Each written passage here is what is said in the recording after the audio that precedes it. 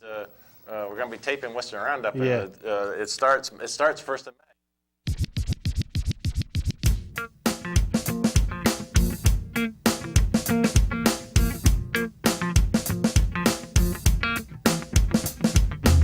I've been a troublemaker, I've been a late-night player, I've been broke as a joke, I've been a money maker, I've been a record breaker, taking credit as an educator, I've been known to spit the flows and make a shaky, shaky thing, popping, locking, stopping, let it hang. Watch us as we drop this hip-hop, it's like it stings.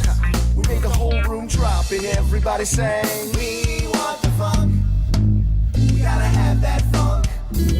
We kick it old school, we think we're so cool. We take it back to the past, we gonna act a fool. Up jumps the middle finger, make my yay. Hello, and welcome to Sports Buzz, the Fanatical View. I am your host, Scott D. Lewis, here live in studio. Comcast Cable Channel 23, downtown Danbury, Connecticut.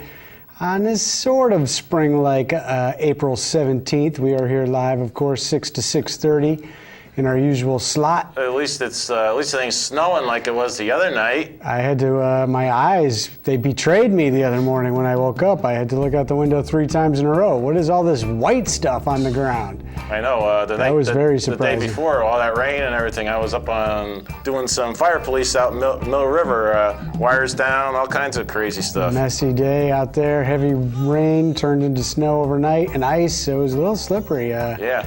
Tax day. It was my doors were frozen. It took a while to open the doors in the morning. Yeah, not something you see every year. April 15th. Yeah. Easter fast approaching.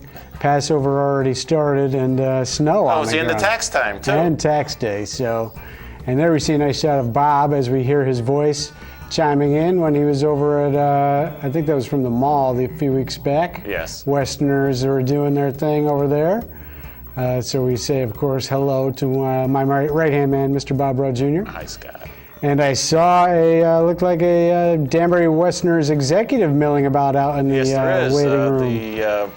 The general manager, Mr. John Pitzer, is going to be. We're going to be on talking right afterward for Westerners Roundup. The season is fast approaching, and the show will be starting soon, beginning of May.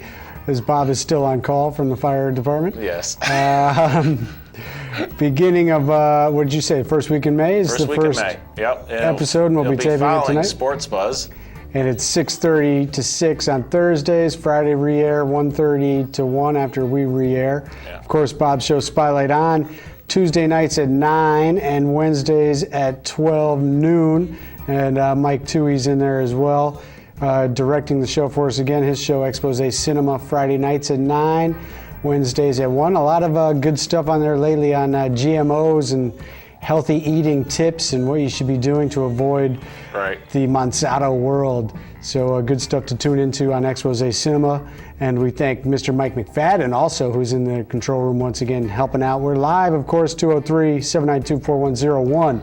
Spotlight On. I know last week you were airing Whalers playoff action versus Dayton. Yes. And we were hoping that this series would be over by now. But unfortunately, that didn't happen. Mike Brown was injured in Saturday's game.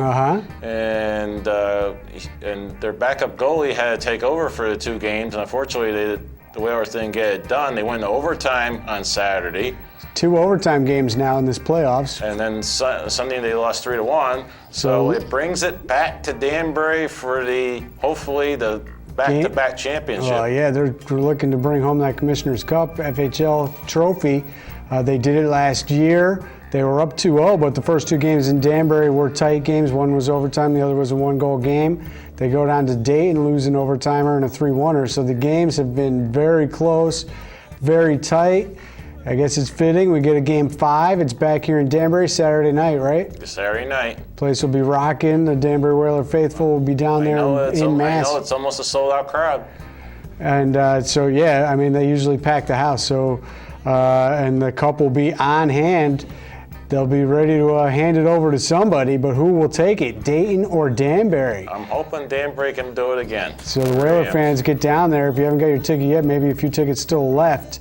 Danbury Ice Arena. I'm sure DanburyWhalers.com. You can find information on how to get those tickets. But get down there, cheer on the team, and we will see. what's going on. I saw did we talk about this last week? The great fan shot that was in the paper? No, we didn't. From the home games 2 weeks ago? We couldn't air them on the on TV though, because there was somebody in the crowd. Everybody was pointing. Somebody was using a different finger than the pointer finger. Oh yeah, they were. And I think they were affiliated with the Danbury Westerners. No, I don't know if that was true. Yes. I don't think that was the case. Interesting. I know none of the Westerner board would ever do anything like that. Interesting. It was a great shot. I almost aired it, but I thought that would be against our FCC rules and regulations. Yeah, that might be a little. Speaking of hockey, Bob. Yes. The regular season is over in the NHL, and the Stanley Cup playoffs began last night. They begin for our teams this evening. Yes, the Rangers are playing their dreaded Philadelphia Flyers. How about this, Bob? First time in 17 years that they have faced the Flyers in the postseason. Right. Back in like '97, when it was, didn't they call them the Legion of Doom back then with Eric Lindros? Think that's what they were called. Eric Lindros and a couple other big boys in that front line, and that was the year that Lindros, really sadly enough, made Mark Messier look old and slow as they defeated the Rangers in that series. And the Flyers did go on to the Stanley Cup Finals. They lost, though. So, this is an old rivalry, of course, and with the new format of the Stanley Cup playoffs, realignment and all that, they have set it up for division rival first and second round. So you're playing the teams in your division to open the playoffs, which gets them to play the Flyers. Right. Side note, of course, I have lamented the realignment in the sense that the Eastern Conference now has 16 teams, the Western Conference now has 14 teams, and one extra team in the East is the Detroit Red Wings, an old standing traditional power of the Western Conference. Somehow they ended up in the Eastern Conference, and lo and behold, Bob, who do the Boston Bruins have to play in round one? Detroit. The Detroit Red Wings. Yeah. And I would say also one team that should be upset about this, not that they should, have any excuses because they didn't play well, but the Washington Capitals are the odd team out. Because if there wasn't the extra team in the Eastern Conference, aka the Detroit Red Wings, who stole the 8th seed, they would have been out west stealing that 8th seed or fighting for it at least. And the Washington Capitals would have been in the playoffs. But it didn't work out that way. Instead, they put an extra team in the East, one less team in the West, and somebody caught a break out West, and the Red Wings get to take on the President's Trophy winning top team in all of the NHL, most points scored, the Boston Bruins, who raced past everybody in the second half. Really a tour de force since the Olympic break. That 14-game win streak they had was huge. And overall, they've just been playing lights out. They were behind Pittsburgh for most of the first 2/3 of the season, and they raced past them in the Eastern Conference and also past all the Western Conference teams that had more points. And the Bruins end up with the most points scored, top team in the all of the NHL, and their reward is taking on the Detroit Red Wings. Some good matchups going on. We've mentioned the Flyers and the Rangers. Rangers have actually been very good as well. Yes, they have. Second half of the year. Good balanced team. They bring in Martin St. Louis, who is a great playoff performer. Only one goal scored since being traded for the captain, Callahan. And Callahan's not been having a... For Tampa Bay, who is facing off with Montreal. Right. And Columbus and Pittsburgh is the other matchup, the Blue Jackets versus Pittsburgh. So it's going to be, of course, King Lundqvist is going to have to stand up.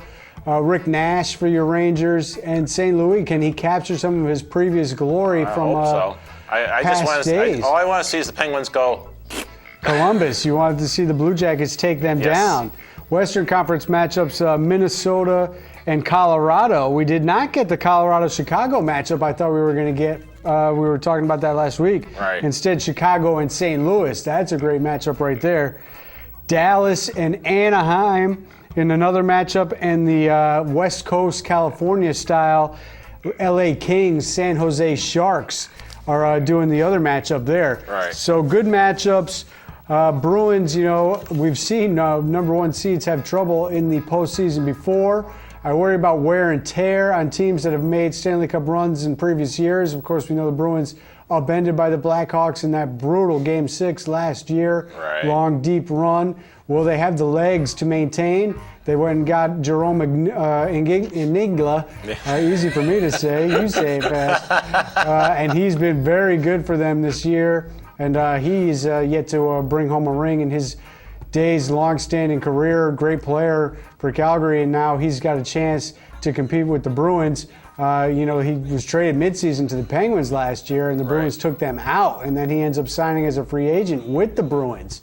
So that's interesting. Other interesting thing to mention, Bob, locally speaking, we may have seen the last of Martin Brodeur in a New Jersey Devils uniform. Why? Going out quietly. Well, he's a free agent, and the Devils may finally decide they are turning the page. After that is what most people have been talking franchise? about. He could continue to play somewhere else, which would be shocking to say the least. Would you like or to he see could him retire, go to, which would you like to see doesn't him sound go up to your Boston Bruins? Well, I don't think the Bruins need him, really. I mean, Tuukka Rask is a great goaltender. The Bruins have been pretty, solid in net. Amazingly enough, since Tim Thomas was the guy for them, they led him to the Stanley Cup a few years back. Tuukka Rask has taken over and led them to the finals. Couldn't come up with it, although he played well. And of course, President's Trophy with him in net. So obviously they've got a good goalie there. So I'm not sure where he would go, but basically the talk has been in the past week or so that this could be it for Martin Brodeur, as they will probably turn the page and he wants to keep playing. He could retire, which would be the smart thing for him to do, but these guys. Yeah, but you know what they say. You don't never know when. You don't know how long you're gonna be before you hang the blades up. But then, once you got that in your blood, you want to keep it. Keep it going. Yeah. So I don't know. I think if a push came to shove, what else does he have to prove? I'm sure he's made enough money. Oh yeah, I mean he's one of the top goalies. He's one of the greatest goalies of all time. He holds most of the records. I still like Patrick Roy as my guy. Right. And of course, we know Patrick Roy leading the way as coach now for Colorado. Maybe Brodeur moves into that direction. But that is something that was worth noting. But the Rangers get it going tonight. And then they play on Easter Sunday, which has some people upset. I know about that. Having to disturb their church going and their Easter brunch and all that. High noon for the Rangers on Sunday. And also the Bruins are playing 3 o'clock on Sunday afternoon as well. So a couple Sunday games, 2 days off between home games, which I don't like that at all, because they end up traveling after that with no days off, just the 1 day off. So I don't like it when they give the 2 days off between home games in these playoff series, but that's what the NHL is doing. Other playoffs that are getting underway starting Saturday, Bob. Is it? I wonder who are the Knicks going to be playing in the first round? Should we be breaking down their first round matchup? I would start with the bricks. Should we be checking in on that right now? Yeah, should we do the bricks first? Wait a second. Brick City, not in the playoffs. They are out. This torturous season that has come to an end. Finally, mercifully, thank God it's over. Right? And when will the hammer come down? Phil Jackson made a big move last night. It was not firing the coach, but it was bringing in the savior to the franchise, one Lamar Odom, Bob. Oh, my God.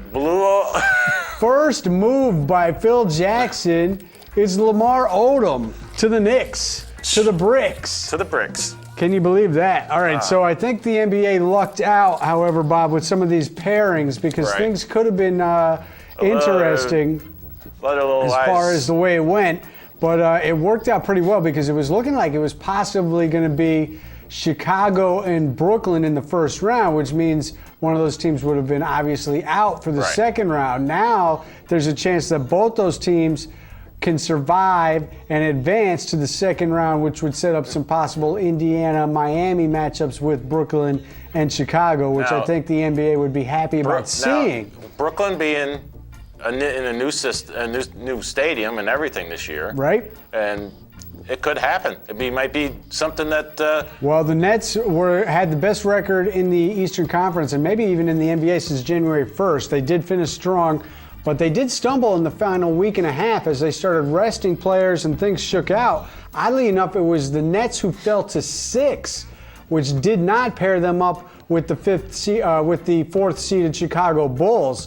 It looked like everybody was hoping that Toronto would fall to 4 and the Bulls would move to 3, and the Nets would then face them at 5-4. But they ended up falling to 6. Toronto maintained 3 as the Bulls lost last night. So it is Toronto versus the Nets, and then Chicago versus the Wizards, who moved all the way up to 5. Right. Charlotte gets Miami, who could not pass the floundering Indiana Pacers, who did everything they could to try to give away the top seed in the East. But no, Miami was just as bad practically, and they fall to number 2. So they get King Kemba and Big Al Jefferson in those Charlotte Bobcats, who won 8 out of their last 10 games and finished in the 7th spot. So they get Miami, and Indiana gets Atlanta, who got it done when it mattered most, winning down the stretch and holding off the hard-charging, maybe, if you can call it that, Brick City, New York Knicks. But just think, the Brooklyn natives will have something to root for, since they haven't had anything to root for in Brooklyn since the Dodgers left in 58, and we see 59. Paul Pierce now.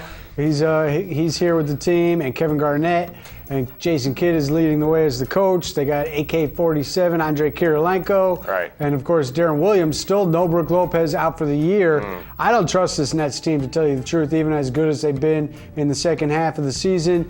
Kevin Garnett missed 19 games in a row. He's only played, maybe 10, 15 minutes in a few games here down the stretch. What are you going to get from the big ticket? I'm not sure. He's gritty, gutty, and he's got a lot of pride. But when you don't play, can you just turn it on? They're going to have to integrate him back into the system.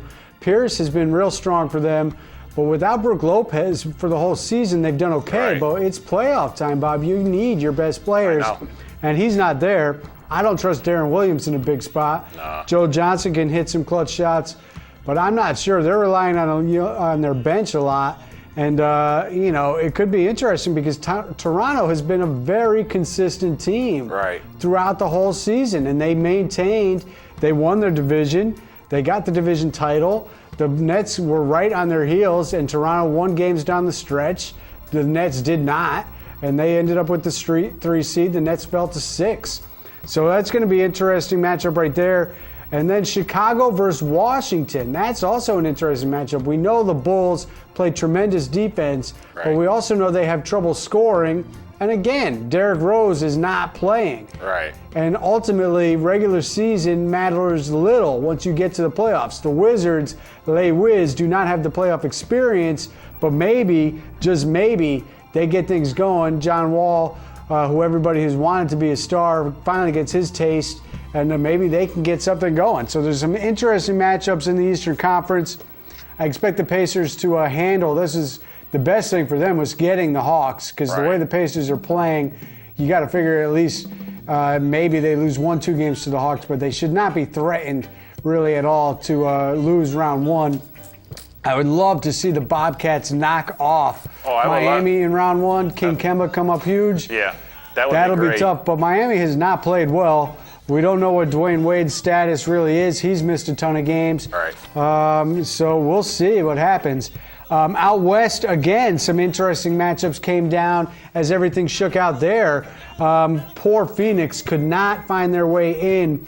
Only team ever in the history of the NBA to win 47 games and miss the playoffs. Unbelievable. Phoenix, great season for them, but they came up just short as Memphis edged them out. You have to give Memphis credit because head-to-head they went 4-0 against Phoenix, including beating them this past week. And Memphis then ended up beating Dallas and moving into the 7th spot, or 7th spot, I believe. Or did they finish 8? I think they're matched up with San Antonio in the first round. Actually, I got to double check that now that I think about it. It could be Dallas and Oklahoma City, but the other good matchups are Clippers versus Golden State, and then Houston and Portland.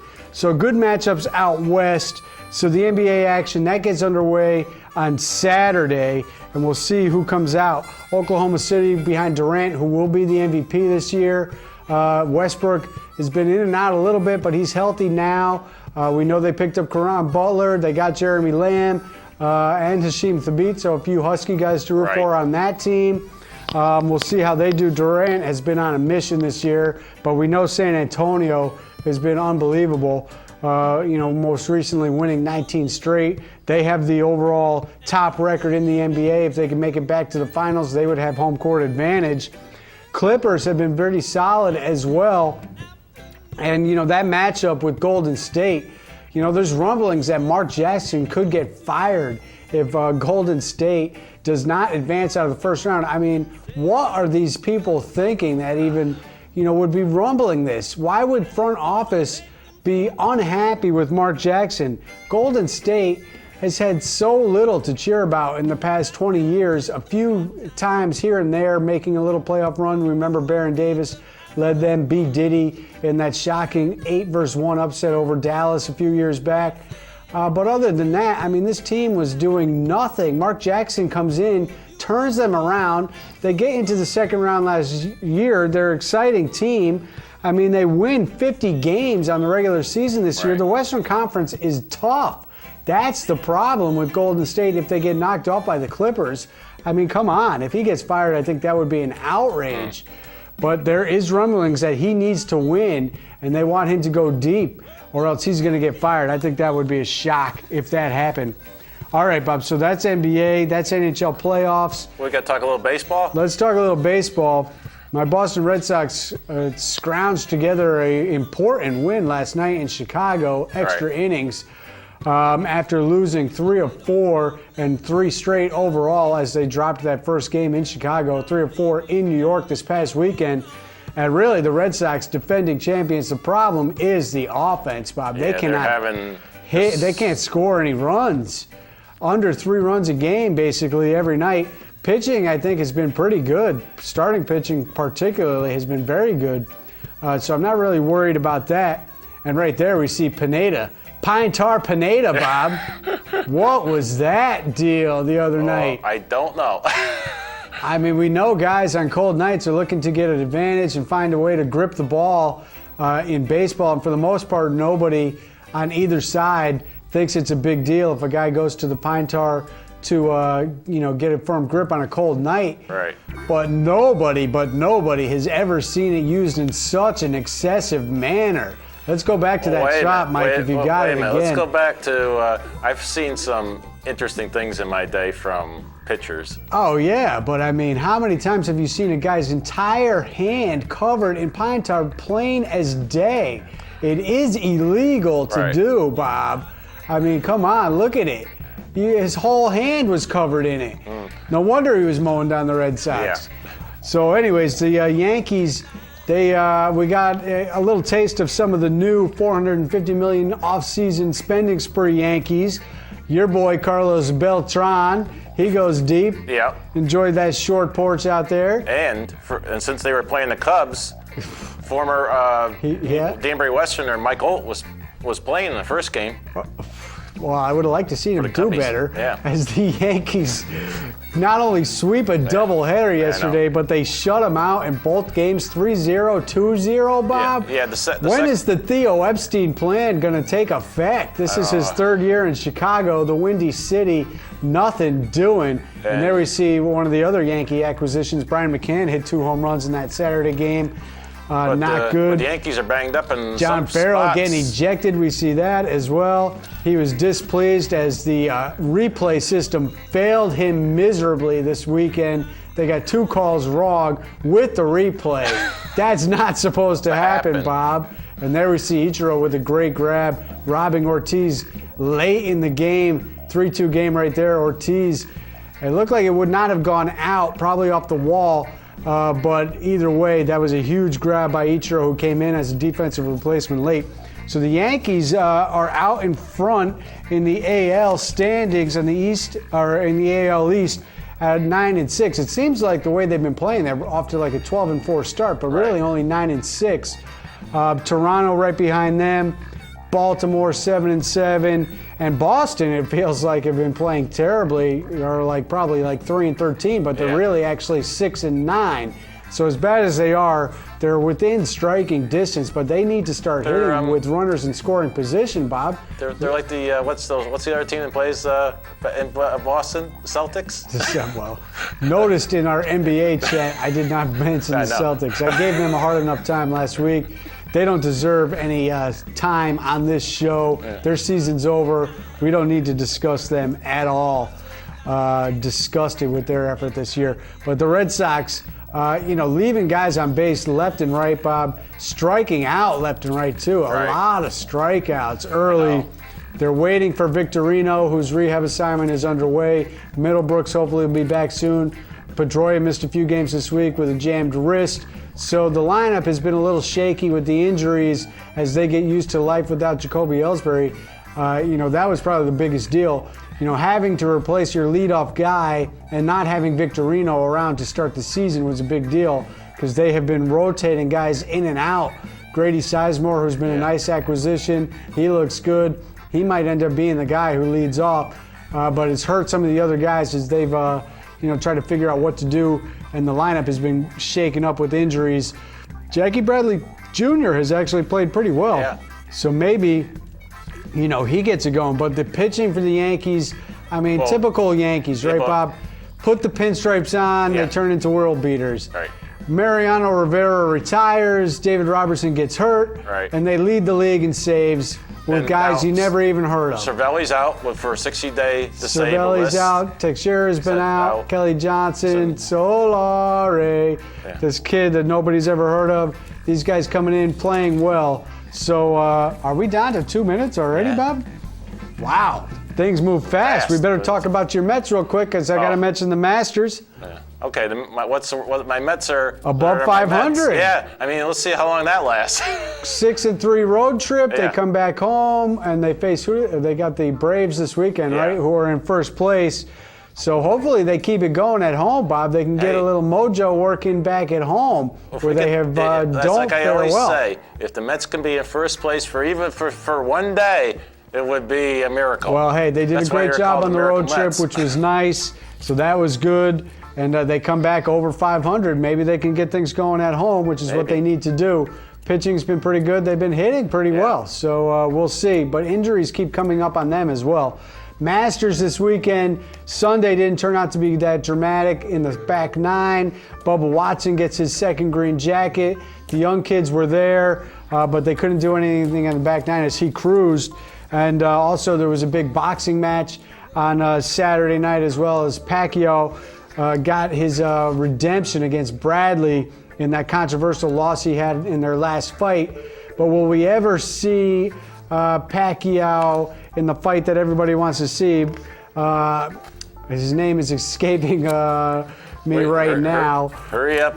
All right. We're almost out. We're out of here anyways as we wrap up. So everybody, hopefully the Whalers will win this weekend. And get down to the ice arena and go root on the Whalers. And everybody have a good Easter. And happy Easter and happy Passover to those. And we're out here. We won't be here next week, but we'll catch up with you in a couple weeks. Take care.